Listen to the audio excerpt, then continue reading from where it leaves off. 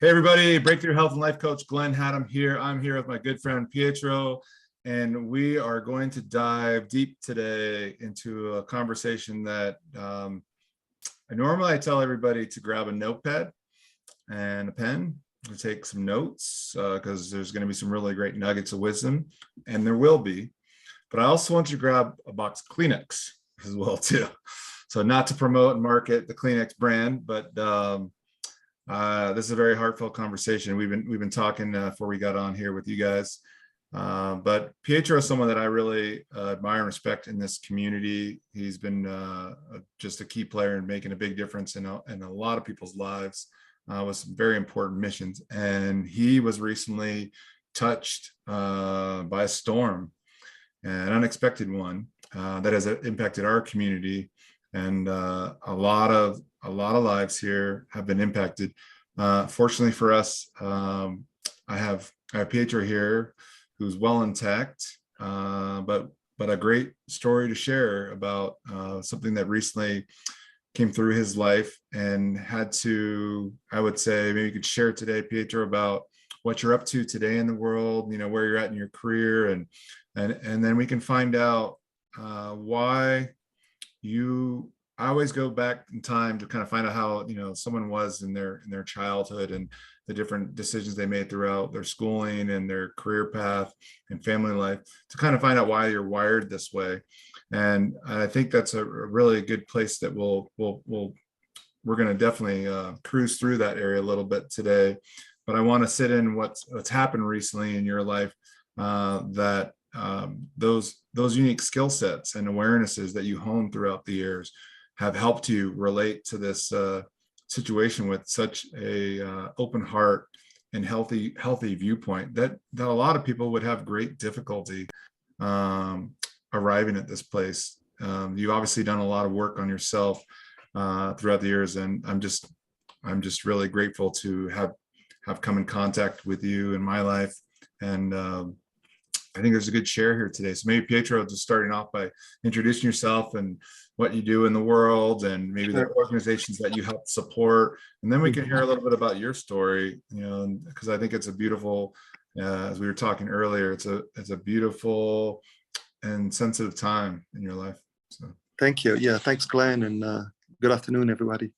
So yeah, Pietro Simonetti, born and raised in a small ski village out of northern Italy, right at the base of the Matterhorn on the Italian side. Very, very small, you know, about 1,500 people, you know, with some very limited options in terms of what to do in the real life, you know. So imagine probably Crested Butte type, you know, so you can work in the mountains, you can work in the tourism industry, maybe in the forest industry, or being a farmer, etc. Those were pretty much the options. But I was lucky to really travel the world and get an education in different places. I studied in England, Scotland, Australia, United States, Italy, and so forth. And that really opened up my mind into what I became, I think. The travels, the meeting different cultures, seeing different things, different perspectives on life. So what I do today, I'm a National Business Development Officer for KeyBank. I actually created this position.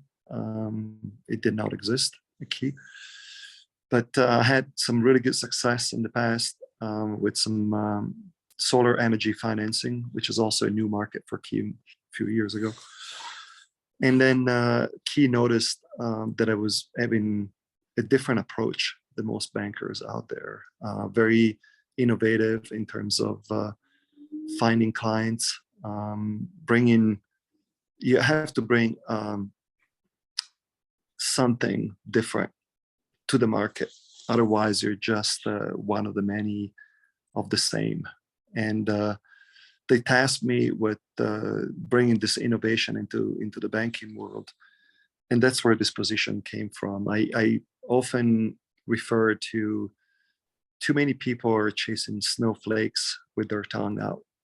And what I mean by that is one snowflake, one client per snowflake, and you keep going from one to the next to the next. And instead, I'm always looking for what I call the avalanche effect, which is out of a small snowball, can we create such an effect that really impacts hundreds, if not thousands of clients all at once? I know I'm not giving maybe like the perfect example, but so what I try to find is large organizations that are already attached to several companies, several hundred companies, sometimes thousands of companies. And when my message goes to one, it really reaches instantly thousands of different leads all at once. Yeah, it sounds like you took some experiences along the way to come to that realization of a more effective approach that you brought forth for your organization. You know, approach of I've heard more similar versions to this story, more from a comedic standpoint of the wolf with the going down to the sheep. So. Yes, yes. But so here you are making this global impact with your organization. You've come across waters.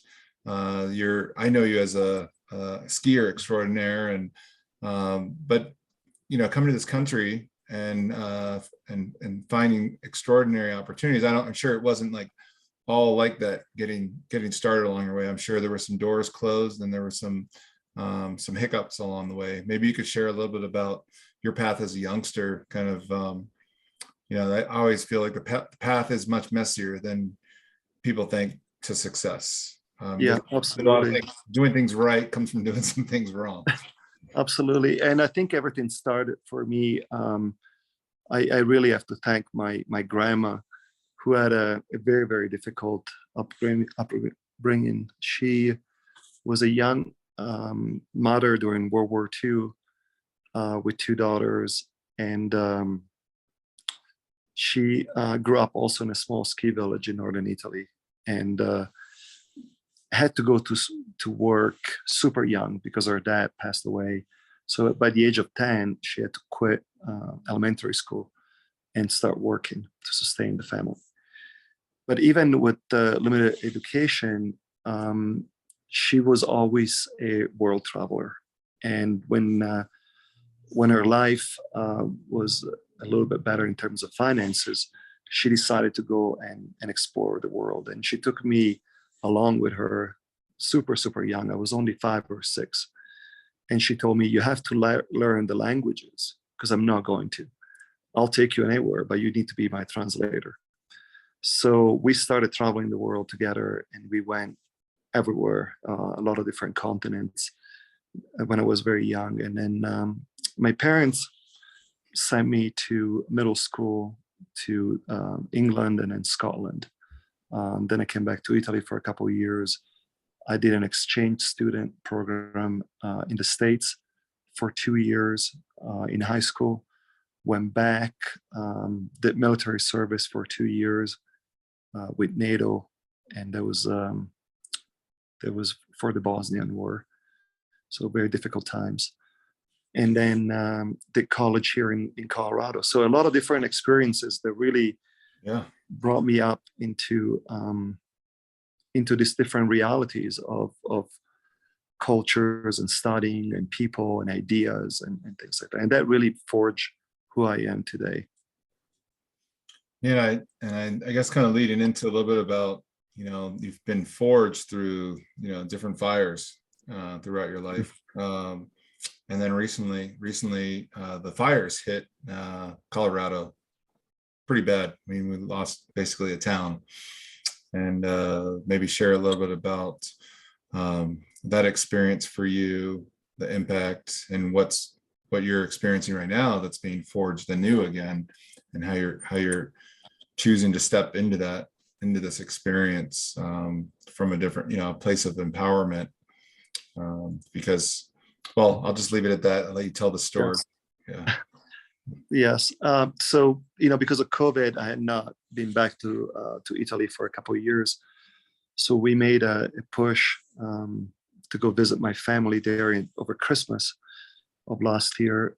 And it was the first vacation really in 2+ years, and right during that vacation is when we heard that there was a terrible fire that swept through Superior, Louisville, and burned all the homes, including ours. We were in the Coal Creek subdivision. I think what made it a little bit worse for us was the fact that we were far away, so we didn't really know exactly what was happening. We really did not get a chance to save anything. We were getting updates through the website. It was late at night for us because of the 8 hours difference between the two countries. And then the next morning, we found out that really there was nothing left.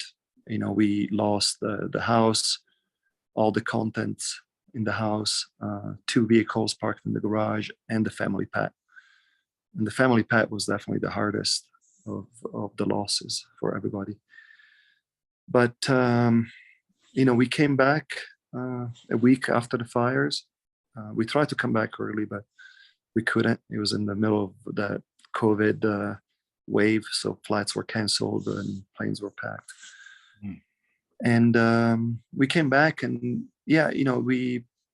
reality changed completely. We left with a home, with a community, with memories, and then we came back to completely nothing. We came back to a place scorched, a very devastated community, mentally, physically, and all we had were 2 suitcases. But out of all this tragedy over the course of weeks and months, you try to come and really understand what is left and what's coming in some ways. So one of the projects that I had was that the ashes were just a new representation of our past lives. It's not that the memories and the life was gone. It just had changed, altered its state into this new state. So I had this idea of collecting the ashes, and then I talked to a local ski shop that manufactures skis, and we made a special pair of skis with the house ashes called the Phoenix. The mythological bird that it's reborn from the ashes.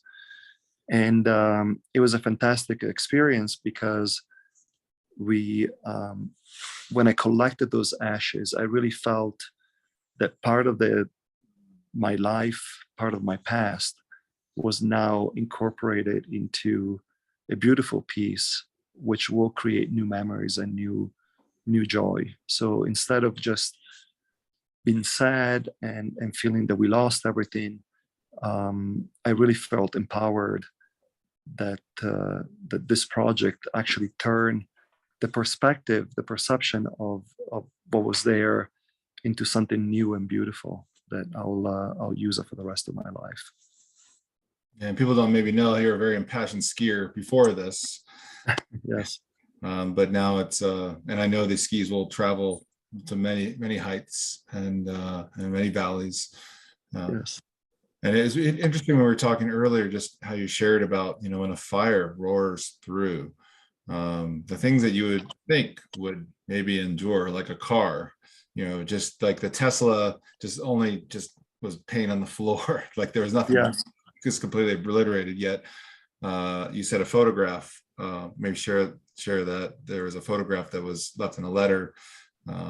Maybe share about that, how kind of miraculous other things, because the temperature in a fire, what would you say it was? I think they measured at about 2,500 degrees Fahrenheit. And so, like when we sifted through the ashes, it was pretty incredible at first, everything looks completely destroyed and gone. But then as you sift through the ashes, you start finding a few things here and there that survived. And one of the most incredible things that survived was this picture of my grandma and I that was taken almost 30 years ago when I left Italy to come to the States, to come to college here. And she wrote a note on a piece of paper that was stuck behind the picture in the frame, and they all survived this 2,500 degrees fire. There were also books, some of my mountaineering books. You would think paper is the first thing to burn, but those actually survived. So that was pretty remarkable as well. I'm not sure exactly what happened, but something must have fallen on top of it, and there was not enough oxygen probably to ignite it. Yeah, what do you, is there any lessons that you kind of received, or what it meant to you, that's, or the symbolism of those things? Maybe that. I mean, the picture with my grandma, she was a powerhouse. She was really what forged me to be who I am today with those world travels. And I think, you look back at something like that, and even that kind of fire could not destroy her spirit. That power And you have infused in you, and a reminder. mm-hmm. And I think, I don't think it's by, maybe people will say it's by chance, but I don't think it's by chance. I think what stayed was meant to stay. That's the way I see it, and including that picture. That was really incredible. Now, you were very blessed to have some friends who had a home, because I mean, there were thousands of people that were without homes, and the rental market's already pretty filled up. Yes. In the area here. So probably feeling very blessed and taken care of, and sounds like the community has really come out and supported you as well as others.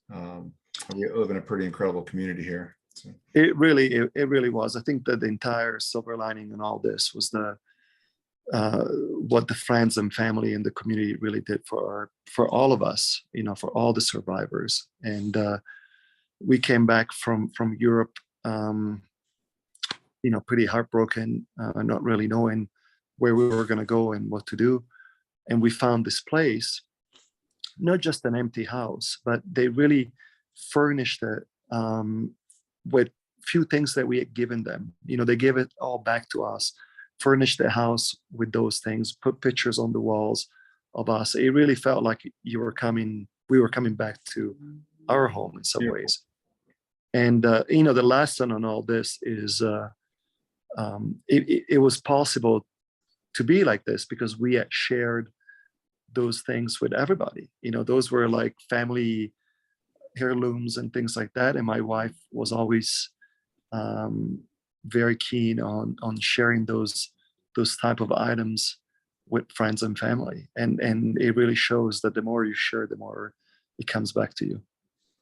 Yeah, maybe share a little bit about the sharing, and like what's, if someone is sitting at home right now in their perfectly good home or their office, creating, maybe taking for granted what they have around them, but what you've learned is from this lesson, thrusted upon you, take it or leave it, it's coming.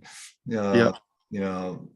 What would you share with our audience, just as far as what you've come to value about yourself and your capacity and your awareness with something as mortifying as this type of experience?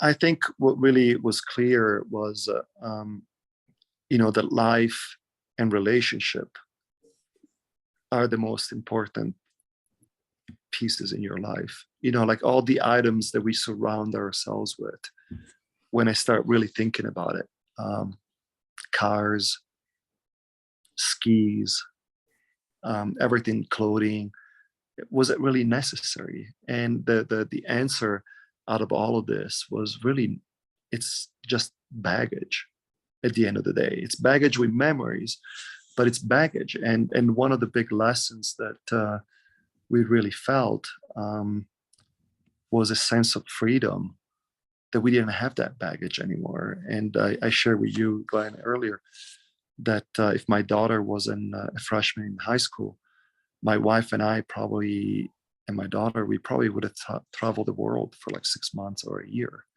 because in the past, we could have never done it. Not with a house and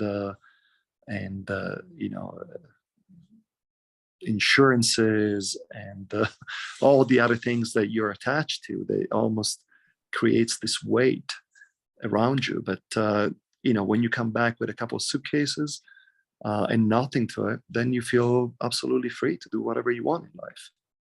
Yeah, isn't that remarkable? Like a sense of freedom from this. I experienced that when I went backpacking through Southeast Asia, just throwing all my stuff in storage, and it was like, okay, so many clean pairs of underwear and some shorts, and the main thing that was weighing my whole bag down was my books, things I wanted to Yes. just expand my awareness. And but yeah, when we have experiences like this, like you've had, where something burns down, whether it's a relationship or a house, we get an opportunity to reassess what's did I really need those, that you need that. It's just like, you probably don't even remember all the stuff that's gone from the house. Like I remember when I came back from traveling and I opened storage, I was like, oh, I forgot about these. Yeah.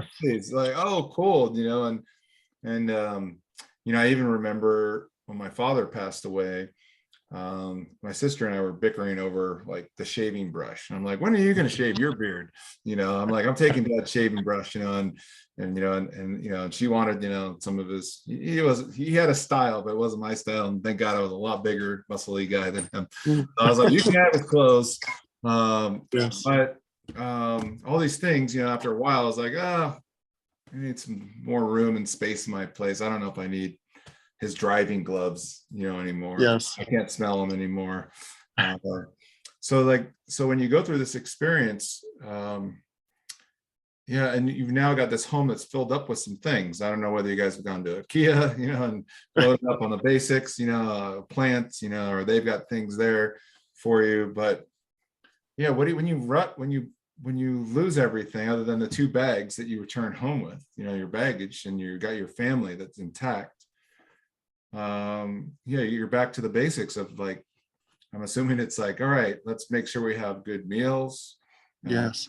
We've got maybe we get some clothes, so everyone's got some fresh clothes. But like, what are the things you think about kind of trying to restore, because you're maybe not in a rush to go build it all up again. We want to stay mobile and free. And right. And one of the things we always discussed as a family is, do we need everything that we lost? And the answer between the 3 of us is absolutely we don't. We're going to be smaller, leaner, more flexible. We're going to buy just few things, but few things that we really want. Right. And it's also, where we ended up, it's a small space, so we don't have the room to really rebuy everything that we want or that we wanted at one point. So the physical state of where we live now also limits us in many ways of really going big, and getting all those things. One of the things I lost, for example, I collected skis, because every time I did an adventure, I would keep those skis. And then I had over 15, maybe even 20 pairs of skis. Does somebody need 20 pairs of skis? But the answer is no. 1 or 2 is all you need. And so that's what we're going to do. We're going to just keep 1 or 2 going forward. Yeah. So really just having the things that you really want, and maybe, you've worked very hard in your life to have a high quality of life. So quality now, rather than getting a big place where you have to fill every room with necks and stuff. And it's really about, like, what is it that you really appreciate and value most, and having those things, having the things that you really appreciate and you really value, and not getting caught up in the rest of the collections. Yep. Exactly. Yeah. And so, Pietro, like, what you've probably become friends or your neighbors that have also lost places, when you hear their stories, and you have your own pain, you have your own suffering, but you've always been someone with your cancer foundation, with the work you do there, with the way you contribute. What have you witnessed in your experience with the community here in Colorado? Because again, thousands of homes, you've been able to engage, I'm sure, with other folks that have lost their Yeah, and it's very therapeutic to meet with them, because at the end of the day, when you talk to somebody that has not gone through, the very first sentence that comes out of their mind is, or their mouth is, I can't even imagine this. I can't even imagine. I heard it probably 1,000 times from folks that have not gone through something like this. But when you talk to the other fire victims, they're going through this just like us. They imagine it, they feel it very, very well. Meaning, like they understand exactly what it is. So I would say you don't even need that sentence. It's just, I get you. yes, I feel you. And there's yeah, a camaraderie, a connection, and there's a deep resonating sensation, in your body and your heart opening. And it probably feels like very relieving versus like, God, I want to tell a story again to somebody who just doesn't get yes, what's the point of like, telling this? yes. But I think it's important how everybody really approaches the tragedy, how they try to make sense, and they try to get better about it. Because I mean, there's no way to change the reality. You can cry and you can be sad about your previous life, because we're really looking at two different lives. That for us that have gone through something like this, there is the past life, which is gone, and there's never going to come back.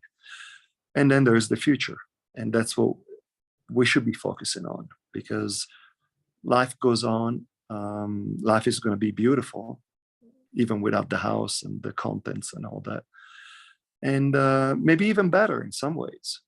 And that's what really I think the survivors are trying to do. They're trying to create new memories and move on and make it better. Yeah, and even I hear from you that you've obviously done some work on reframing and reframing, and to like, okay, now I can articulate what's gone on from a more empowered place. And as we talked earlier, there's a time for mourning and feeling things through and the impact. And my experience of life is lots of deaths and rebirths. Next chapter, this comes with you, these things don't, and these people, some people stay with you longer in the journey, but then, so it's how do we view with this nervous system, this anxiety that percolates up, the sadness, the anger, the resentment, the frustration, the moment of why us, because I know there's some people whose homes like this, because this fire went through and just burned whole neighborhoods down, and then that one house untouched fine, they got a view of all the homes that burned down. Yes.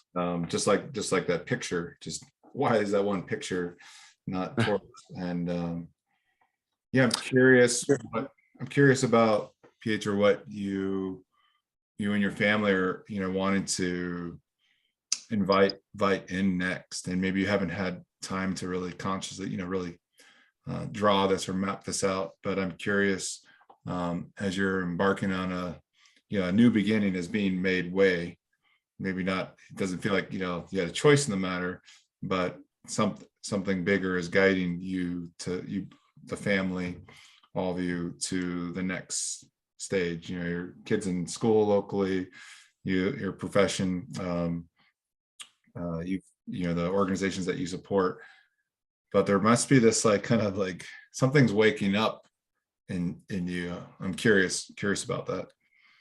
Yeah, I mean, it's really, for me, how much energy do you have to really put into these projects? It's, for me, life has always been about energy. How much risk and reward, how much do you want to push your life? So the fire definitely makes you rethink if this is the path that you want in life, if this is what makes you absolutely happy. And or is this a sign that maybe you should start over somewhere else? And these are conversations that we have pretty much daily with my wife and daughter. And we have decided as a family to rebuild in the same spot. I think it's important to us. The community has been fantastic, and we want to try to stay in this community for the time being until my daughter at least is in high school. And then we'll reevaluate with my wife, after she goes to college. Is this still the place where we want to be and grow older, or do we want to have a different adventure somewhere else? And we don't know yet, although we're thinking about different places, different activities. Yeah, well, I love hearing from a man like yourself who's had great accomplishments and achievements that are, it's like staring at mountains in your backyard that you've climbed. The mountaineer in you knows that we're good. We're going to be okay. We're going to be all right. Like, the most important ingredients are here. Yes. We have all the most important ingredients. A new house can be built. New chapters are coming anyways. What I love is just your sense of trust in yourself and trust in life. And sometimes when these things happen, there's probably a lot of less fortunate people that are, they're still in the whiplash of this and thrown off center and reacting in a way that's legitimate with what's going on. But maybe the insurance companies aren't paying as much, or there's, all these other variables that, they've got cement shoes right now. And what I hear from you, I experience from you because of who you are and the extraordinary experiences you've had in your life. There's a lot of evidence to stay light on your toes and to trust and to just ask questions, self-analyze, look at the feedback from your family on, like, hey, what do we want to do together? What do we want to, you're coming from a place of, what do we want to create here? What do we want to do? Like, we're not stuck here, but it seems that we want to be here right now. A few other variables out, we might have chose something different, but we're making some decisions based in, you're making informed decisions, where I think a lot of people, could be pretty checked out. And I'm sure you've witnessed some folks that have been. I'm curious. I'm curious how, I think you've written some articles about this experience and your story, and I think that'd be a great resource to point people in that direction for if they want to learn more about. There's a lot of stories about what's gone on here, because what's crazy is that since this big fire, we had a fire like just almost right around the corner, not too long after. It was like right in the spot, and then another fire up in Lyons, and it's been windy, gusty for weeks now. And today was first day that, it's like 76 here in Boulder day and pool day. And I was like, oh my gosh, it's the first time it hasn't been like that gusty wind. Oh my gosh, we're gonna maybe have another fire. How might people connect with you and your story, and if they wanted to support, because I know we talked earlier that things are popular in the news for about 10 days till the next story, and I'm sure there are people that are still hurting, that are still struggling and still trying to get to the place that you've worked hard to get to with your family and had no choice to.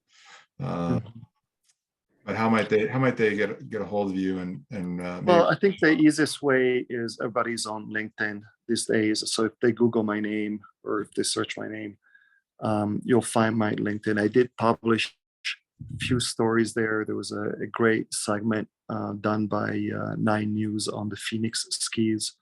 They did a really good job on that. And then, like I said, I'm only one of 1,000 plus victims. So if people want to get involved, I think the Community Foundation has been a great resource for all of us. They've helped fire victims financially, but also mentally, with other resources that were needed, especially the first few weeks. So I've always pushed everybody towards something like that, because I know a few folks in the Community Foundation. That's a good group of people that really have the right heart in the right place.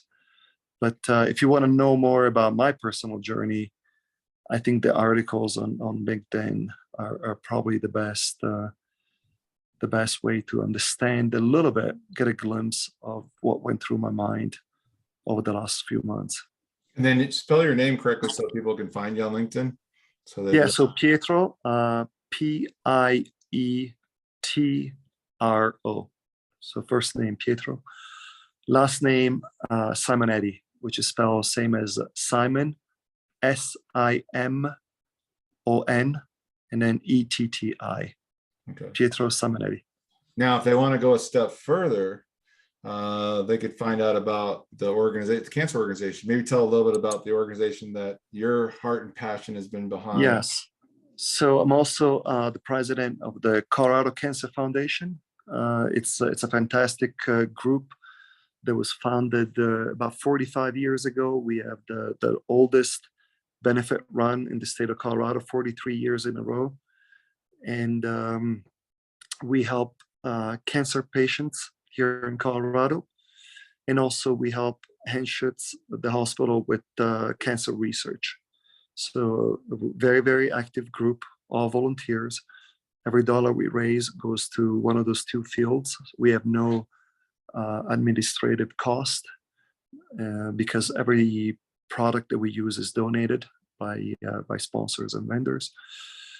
And I'm super proud of the organizations. We've helped hundreds and probably thousands of patients at this point over the course of the years. And then the funds that we give to the hospital have led through some breakthrough research in a lot of different fields. And we get a meeting with the doctors every 6 months where they show the results of the impact of our funds and our research. And I'm super proud of the work we all be doing. And then you've got, what's the race date?